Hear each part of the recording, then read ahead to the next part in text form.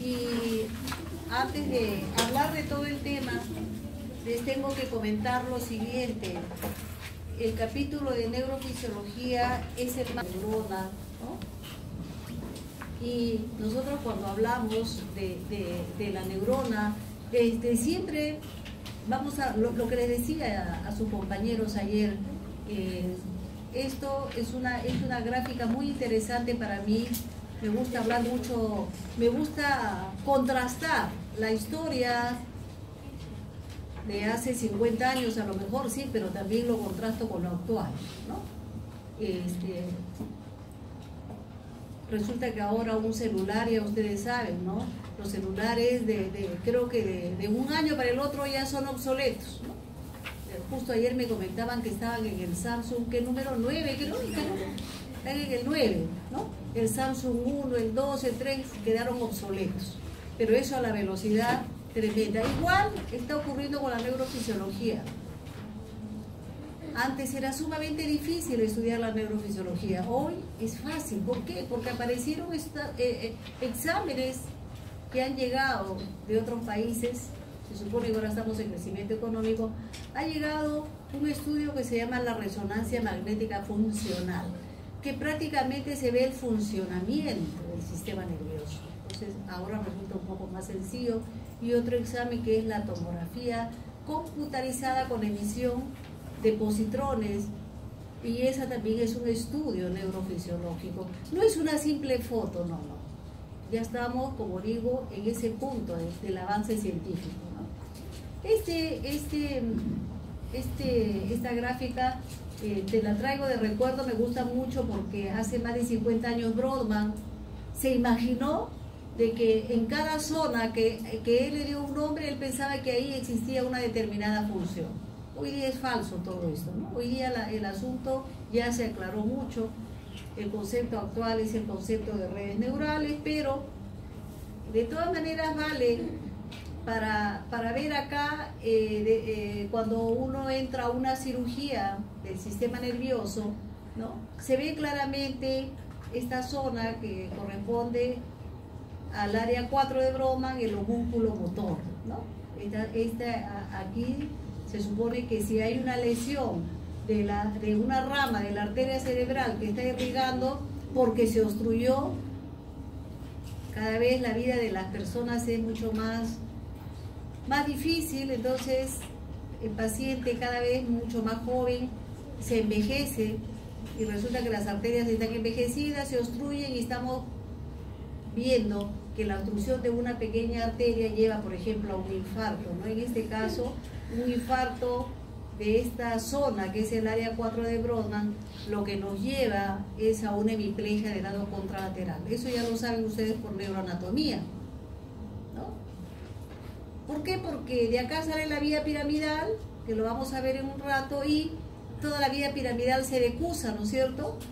La vía piramidal cruzada se decusa a nivel de bulbo, ¿no es cierto? Por eso es que cuando hay un infarto cerebral en el lado izquierdo, se produce la hemiplegia en el lado derecho. Perfecto, ahí estamos claros, ¿no?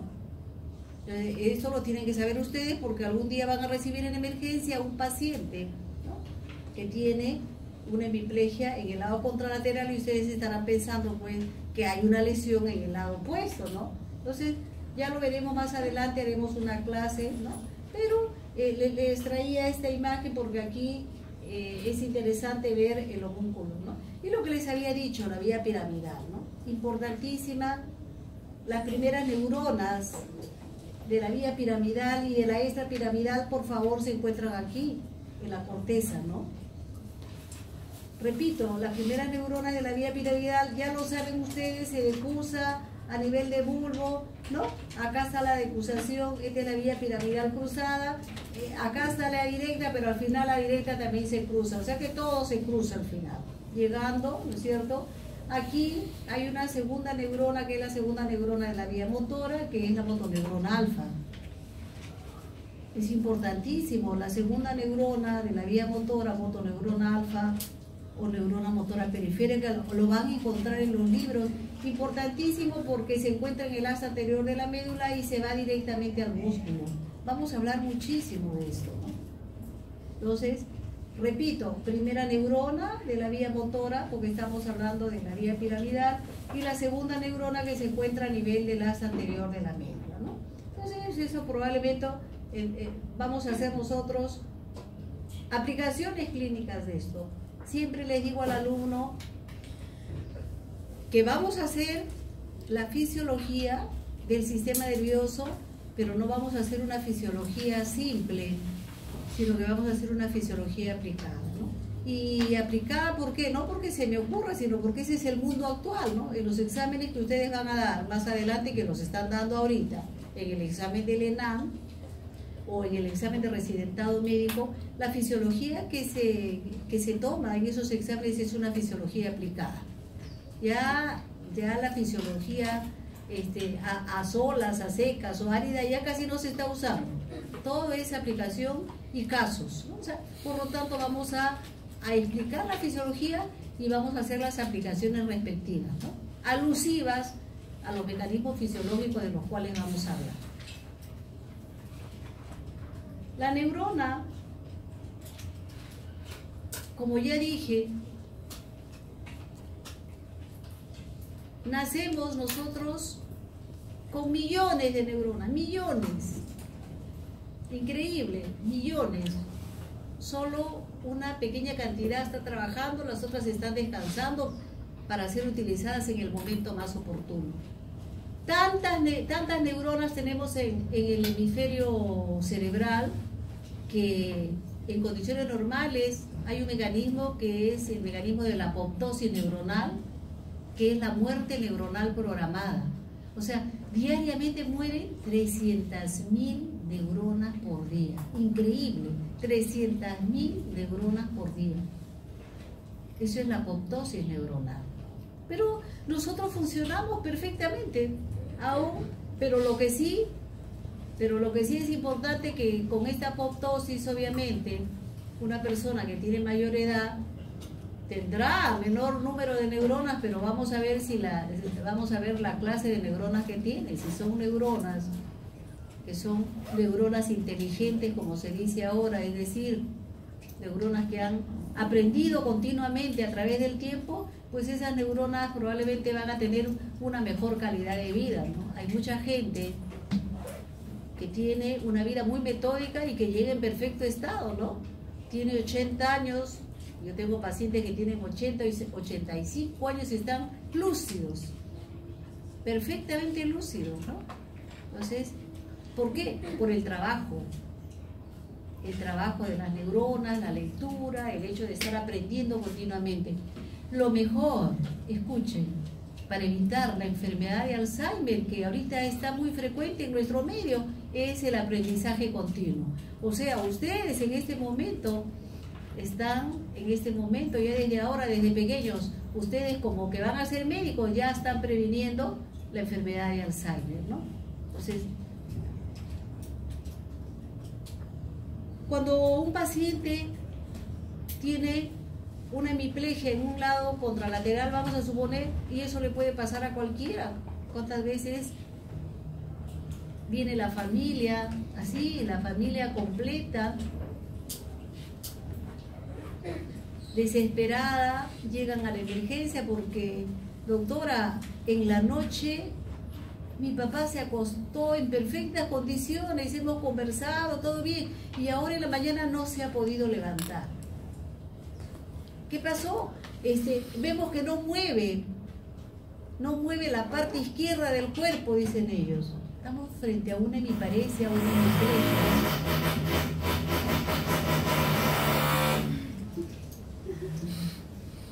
¿Qué es eso? Están trabajando, creo, ¿no? Es un taladro, me parece. Pero es afuera, ¿no? O es arriba.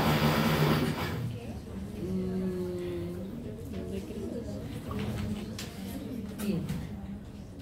Repito, viene entonces la familia muy preocupada y me pregunta, doctora, mi papá en ese momento no puede mover el hemicuerpo izquierdo. Nos mira y no nos responde porque está en la fase de shock, ¿no? O sea, abruptamente cuando ocurre el infarto cerebral, el organismo pasa a una situación que se llama la fase de shock espinal. Está chocado. Porque algo pasó, el cerebro estaba funcionando perfectamente, sí, pero un infarto o un coágulo dentro del cerebro, ya la cosa cambió, no es normal. Doctora, nos mira solamente, pero yo le pregunto, debe ser la ansiedad de la persona, ¿no? Que recién está entrando, recién lo estoy evaluando, todavía no le hemos tomado la resonancia o todavía no le hemos tomado la tomografía, y a veces los pacientes, me imagino que por la angustia, ¿no? Me preguntan, doctora, ¿se va a recuperar? Entonces, lo que siempre le digo es que sea positivo, ¿no? Un momentito, primero déjame determinar cuál es el grado de lesión, déjame tomarle una resonancia y luego de acuerdo a eso, pero lo que sí te digo es que sea positivo, porque estas cosas se recuperan. ¿Por qué se recuperan? Porque existe una característica de la neurona, precisamente esta primera, que es la plasticidad neuronal. ¿Qué significa plasticidad neuronal? Hemos visto, por ejemplo, hace un momento hemos visto esta imagen, ¿no? Esta imagen, y nosotros hemos dicho que, por ejemplo, el infarto compromete al área 4. Sí, pero delante del área 4 hay otras áreas y también detrás. ¿Dónde está área 6? Lentamente estas neuronas que supuestamente estaban en el descanso, porque ahí tenemos millones, estas van a asumir, las zonas vecinas van a asumir la función de estas neuronas que han muerto. A eso se le llama plasticidad neuronal. O sea, ¿qué significa en buen romance? La plasticidad neuronal es cuando una neurona asume una función para la cual no fue programada, ¿no? Estaba descansando la neurona del área 6, pero visto el caso de que murió la neurona, ¿no? El grupo de neuronas del área 4, pues la de 6, ¿no? Toman la nueva función. Por eso es que el paciente se recupera. Por eso es que el paciente se recupera al final. Tendrá que ir a rehabilitación, pasará pues 6 meses, no sé, o menos, dependiendo del tipo de lesión y el grado de lesión, y el paciente se va a recuperar, ¿no? El paciente luego de haber estado postrado comienza a caminar, ¿no? Para la alegría de la familia, ¿no? Entonces, eso es una característica de la neurona. Otra característica de la neurona, como ustedes pueden apreciar, es la producción de neurotransmisores. Las neuronas funcionan produciendo neurotransmisores. ¿Pero qué son los neurotransmisores? Generalmente son largas cadenas polipeptídicas, ¿no? A semejanza de las proteínas. Por lo tanto, para producir adecuadamente una cantidad de neurotransmisores, la ingesta tiene que ser ideal.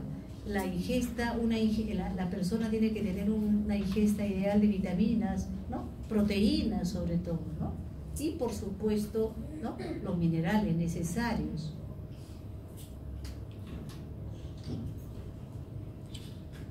Hay gente que no ingiere vitamina D y que tiene, por la vida muy apurada, hace que no ingieran adecuadamente pues sus dosis, ¿no? Teóricamente la vitamina B está en los jugos, ¿no? En las verduras. Hay gente que no, sale volando y simplemente se toma un cafecito en la mañana y ese es el plan de todos los días, ¿no? ¿Por qué? Porque tiene que estudiar o tiene que trabajar. Pésimo negocio, pésimo, pobre organismo. ¿De dónde van a salir los neurotransmisores? Es importante, ya ustedes a estas alturas han estudiado que el ser humano siempre tiende a la homeostasis, siempre tiende al equilibrio. Por lo tanto, tender al equilibrio es un adecuado nivel de neurotransmisores. Es decir, tiene que haber un nivel adecuado de serotonina. Pero si no hay un nivel adecuado de serotonina, ¿qué pasa? El paciente me hace una enfermedad. ¿Cuál es la enfermedad? Por deficiencia de serotonina. La depresión. La depresión. El paciente viene deprimido y nosotros tenemos que tratarlo. La deficiencia de dopamina. La enfermedad de Parkinson. la adrenalina y la noradrenalina tienen que estar en perfecto equilibrio con la acetilcolina. ¿Ok? Si no, ya habíamos hablado de la apoptosis neuronal.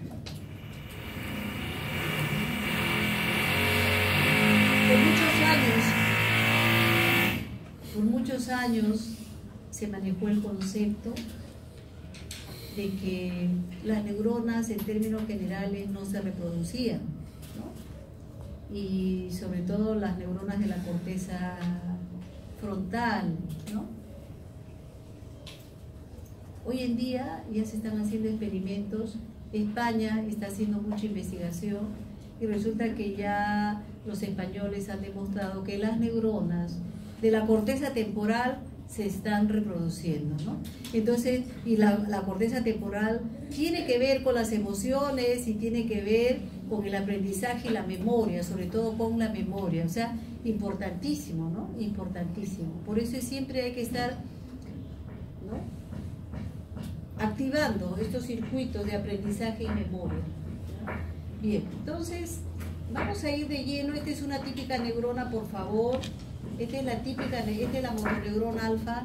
¿Y por qué les digo la motoneurona alfa? Es la segunda neurona de la vía motora, porque esta neurona motora periférica tiene mielina. Miren ustedes acá, esta se caracteriza porque tiene la célula de Schwann, y la célula de Schwann es la que produce la vaina de mielina, ¿no? La típica neurona con el soma, acá está el soma neuronal, el axón, ¿no? Las dendritas, las terminaciones, generalmente aquí, ¿no?, hay un proceso por el cual la neurona produce el neurotransmisor. Ese es el trabajo de la neurona. Por favor, el trabajo de la neurona es producir neurotransmisores para que el ser humano funcione adecuadamente, ¿no? Unas neuronas producen serotonina, otras acetilcolina, otras adrenalina. En la neurona de la corteza frontal se produce abundante acetilcolina. Entonces, miren acá, este neurotransmisor que se produce, por supuesto, ya ustedes saben, hemos dicho que es una larga cadena, generalmente son largas cadenas polipeptídicas producidas, ¿no?, acá en el citoplasma, el ARN ribosómico, ¿no es cierto?, la síntesis proteica, y luego de haberse producido, ¿no?, esta síntesis proteica, esas proteínas son, ¿no?, envueltas a nivel, ¿no?, a nivel del aparato de Golgi, son envueltas y se forman las vesículas sinápticas, ¿no? Se forman las vesículas sinápticas. Las vesículas sinápticas van a discurrir en un viaje que se llama transporte axonal, como va desde el soma hacia la, ¿no?, a esto se le llama transporte axonal, ¿no?, anterógrado, ¿no? Entonces, esto tiene una velocidad y este transporte es realizado también por un grupo de proteínas, que son también proteínas transportadoras, ¿no? Esta proteína que se encarga de llevar acá a las vesículas sinápticas recibe el nombre de kinesina. Para la gente que lee en inglés, en los libros lo van a encontrar como kinesin, y para la gente que lee en español es la cinesina, ¿no? Hay una diapositiva que viene después, ¿no? Los españoles le llaman cinesina. Y asimismo, como estos neurotransmisores se han depositado acá, luego regresan por un viaje que es el viaje axonal, ¿no?, retrógrado. Y ese es el sentido inverso, producto del metabolismo de estos neurotransmisores, nuevamente, ¿no?, son recogidos y luego comienzan a viajar, y el viaje es realizado por una proteína que se llama la dineína. Quien transporta más rápidamente es la kinesina, porque la kinesina viaja a una velocidad, hace viajar a la vesícula a una velocidad de 400 milímetros por día, mientras que la dineína lo hace a una velocidad de 200 milímetros por día, ¿no? Un poquito más lenta la dineína, ¿no? Lo que más surge generalmente es, ¿no?, este viaje que es el transporte, ¿no?, anterógrado. vamos a pasar entonces, generalmente estas diapositivas van a quedar acá para que ustedes las tengan y para que ustedes las revisen, ¿no? Aquí en la computadora. Entonces acá tenemos lo que les decía, el transporte anterógrado y el transporte retrógrado, ¿no? La lineína a una velocidad de 200 milímetros por día. Acá hay una cosa muy interesante que es el transporte axonal lento, ¿no? Que va a la velocidad de 0,5 a 10 milímetros día.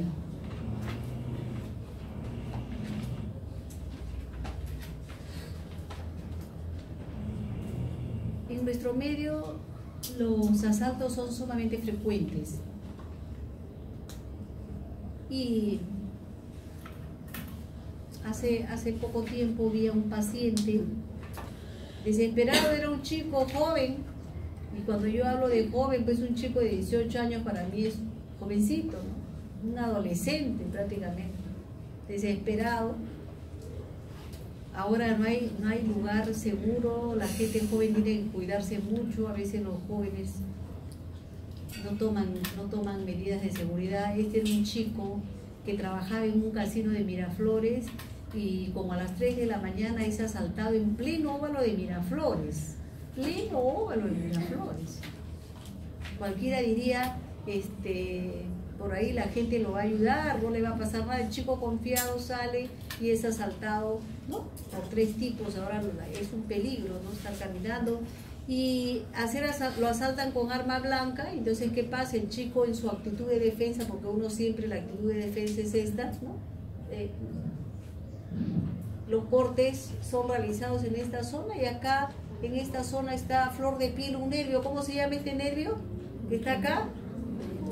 El nervio cubital. El nervio cubital está a flor de piel. Por lo tanto, este chico llegó preocupado porque tenía una lesión del nervio cubital clarísima, que lo que le preocupaba no tanto era el adormecimiento, porque ya sabemos que adormecimiento del cubital, el cubital da dedo y medio, ¿no?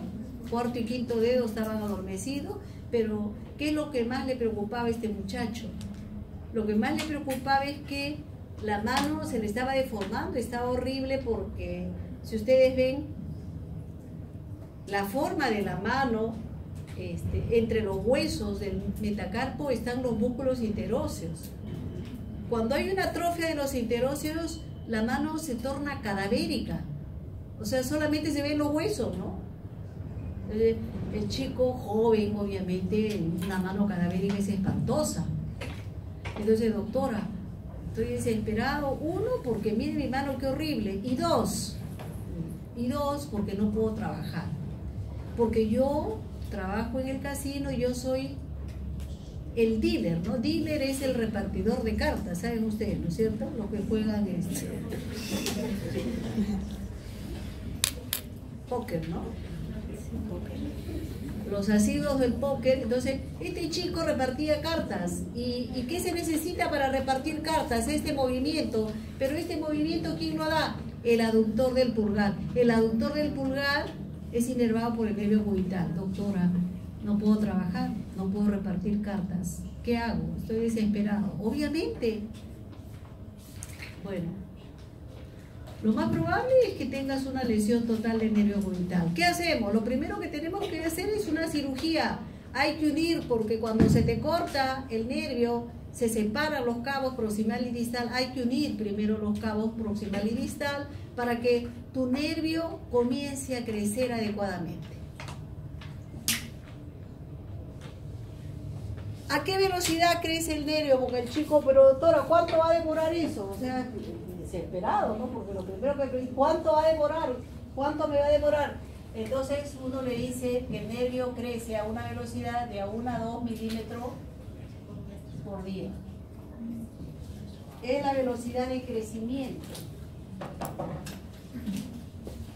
1 a 2 milímetros por día. Y eso es lo que se llama, pues, ¿no?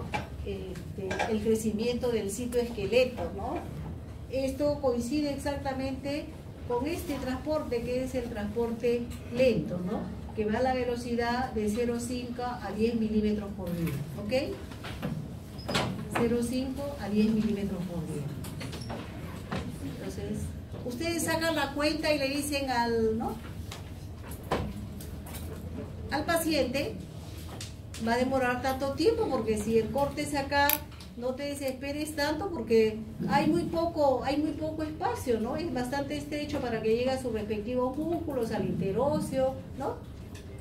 Entonces, generalmente tiene un buen pronóstico esa lesión de nervio periférico, y sobre todo cuando es más distal. Entonces, eso a razón de, ¿ya?, de esto que es el transporte lento. Esto es importante. Las concentraciones.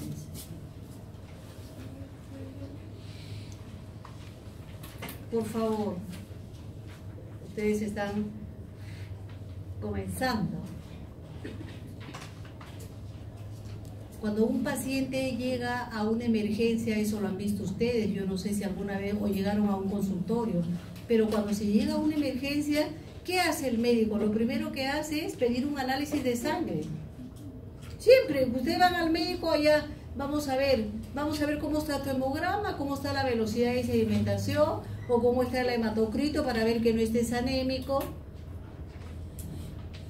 Pero, ¿qué tiene que ver un análisis de sangre? El análisis de sangre, obviamente, lo que se valora es lo que está circulando por el plasma.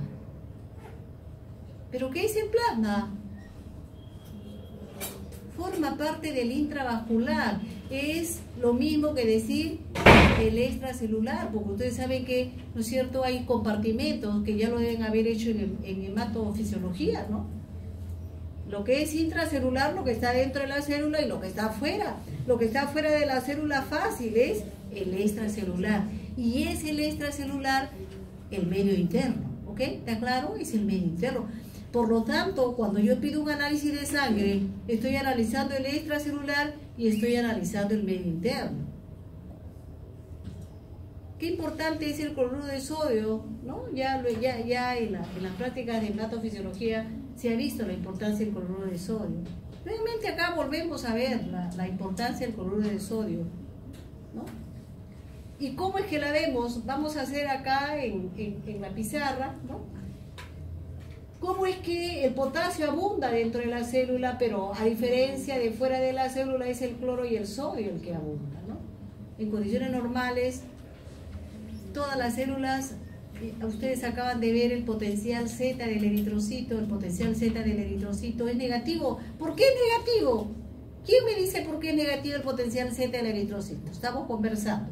Una mano que se levante. ¿Quién me dice? Muy bien, ahí se levantó esa mano. Me gusta cuando la gente interviene, aunque se equivoque. A ver, muy bien, a ver, ¿cómo es que te llamas?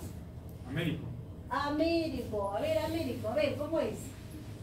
Por la carga de las proteínas que se encuentran. Muy bien, eso es, una razón tremendamente importante. Es correcto lo que dice Américo. Todas las células están constituidas por muchísimas proteínas, por favor. El músculo, que ustedes lo conocen, el músculo estriado, y las neuronas también.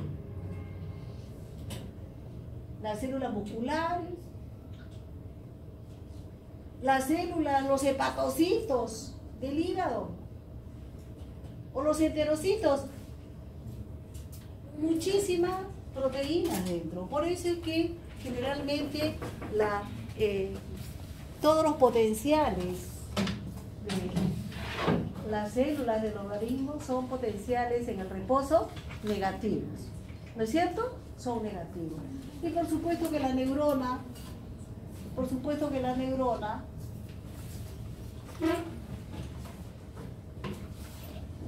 no escapa a esto. Por lo tanto, así como el potencial Z del eritrocito que ustedes estudiaron, el potencial de la neurona, por eso la pinto negativa, ¿no?, es menos 70 milivoltios. El potencial de reposo,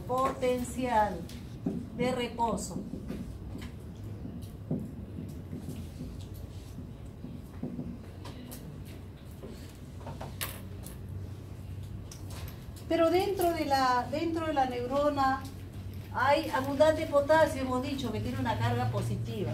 Pero dijimos que el potasio fuera de la neurona era en menor cantidad, por eso lo pongo chiquito, muy pequeño. Sin embargo, lo que predomina en el extracelular, muy bien, el sodio y el cloro, porque acuérdense que a nivel plasmático hay cloro y sodio, hay abundante cloruro de sodio que da la osmolaridad plasmática. Entonces, aquí tenemos el sodio, por eso lo pongo en grande, y acá ponemos el cloro también, pues, ¿no? Entonces, como abunda más en el extracelular, acá lo voy a poner chiquito el cloro, y el sodio lo voy a poner acá también en pequeño, ¿no? Más chiquito, ¿no? ¿Cómo funciona una neurona? Para hablar del funcionamiento de la neurona funciona muy semejante a un circuito eléctrico. Ya lo vamos a ver poco a poco.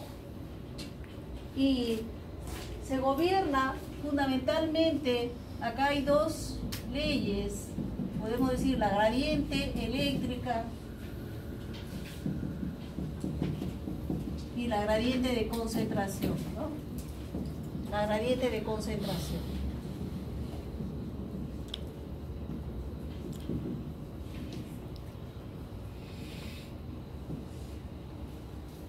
Por la gradiente eléctrica la haremos en azul, pues. Vamos a graficarla en azul, mientras que la gradiente de concentración la vamos a graficar con color rojo, ¿no? Ayer un alumno me decía, doctora, esta gradiente de concentración también es lo mismo que gradiente química, es lo mismo. Para los que leen, hay diferentes formas de decir, ¿no? De nominar a una misma situación. Por la gradiente eléctrica hemos dicho de que la neurona trabaja tipo circuito eléctrico. Y hay una ley que ustedes la conocen desde la secundaria que dice, polos iguales se repelen, polos opuestos se atraen. Exacto, ¿no? Entonces, siendo la neurona en el reposo un ente tremendamente negativo, este es un polo negativo, la neurona, entonces, ¿qué va a pasar con el sodio? Con el sodio, por la gradiente eléctrica, ¿no? El sodio tiene una tendencia a entrar, por eso yo hago unas flechas. Por favor, la flecha en este sentido. O sea, tiende a entrar el sodio. ¿Por qué? Porque el sodio es positivo, es atraído por la neurona, que es negativa. ¿Qué pasa con el potasio? El potasio, también por ser positivo, también, ¿qué pasa? También, pues, es atraído, ¿no? Por la neurona negativa. ¿Y qué pasa con el cloro? El cloro sí es repelido, ¿no? Porque la neurona es negativa, entonces rechaza